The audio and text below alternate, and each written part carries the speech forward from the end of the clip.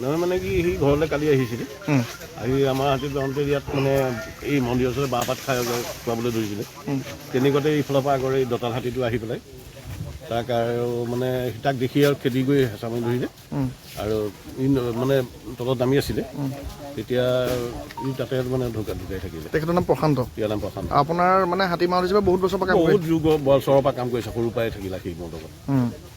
ভাল ল'ৰা আছিলে। ভাল ল'ৰা আছে। এতিয়া আমাৰ হাতীটো ইয়াতে আছে। কিন্তু যিটো হাতীয়ে এই কামটো কৰিছে যে মাৰিছে যে সেই হাতীটোৱে এতিয়া আমি শুনিছোঁ যে এইটো 6 নম্বৰ ঘটনা হৈছে বুলি কৈছে। সেইটো বিশেষ মই মানে হিচাপ নাজানো বাৰু। কিন্তু আগতেতো অলপ খুৰাক মাৰিছিলে হয় বাৰু। নিজৰ মালিকক মাৰিছে তেখেতে মাৰিছে সেই হাতীটোৱে। না আগতো তেনেকুৱা কেছ আছে তেনেকুৱা কেছে মানে এইটো নহয় খুৰাটোৰ কথা আমি গম পাওঁ আৰু আগতো মাৰিছে মানে আগত তেনেকৈ আমি হেৰি গম পোৱা নাছিলোঁ। কিন্তু বস্তুবিলাক দুইফালে থাকে ন, এটা যদি অৰুণাচল পাহাৰত আছে, এটা আছে ধৰক আপোনাৰ ডিমাপুৰ পাহাৰ, ডিভাইডেশ্যন আমাৰবোৰ মানে কি হয় সদায় আমাৰকেইটা হাতী একদম ধুনীয়াকৈ ৰখা হয় আৰু সি আমাৰ মানে ধৰক এইটো এটা গ্ৰুপ থাকে, একেটা হাতীখিনি এটা গ্ৰুপত থাকে। এইটো প্ৰব্লেম আমাৰ হোৱা নাই আজিলৈকে। আমি আজি যিটো হাতীয়ে যে মানুহ যে মাৰিছে সেই হাতীটো আগতো মানুহ মাৰিছে। আজি অলপ দিনৰ এজন বৃদ্ধজনক মাৰিছিলে একেটা হাতীয়ে। কি নাম হাতীৰ নাম কিবা জান নেকি? তাৰ নামটো ৰামপ্ৰসাদ।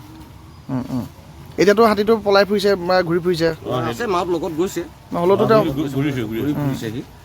হ'লেও এটা ভয় এটা হৈ আছে ন। মানুহটো সকলোৱে থাকিব ন, কিন্তু তথাপিতো যি নহওক যিমান পাৰোঁ অলপ ব্যৱস্থা এটা কিবা এটা কৰি এইবাৰ মানে ভাল ব্যৱস্থা এটা কৰিব লাগিব।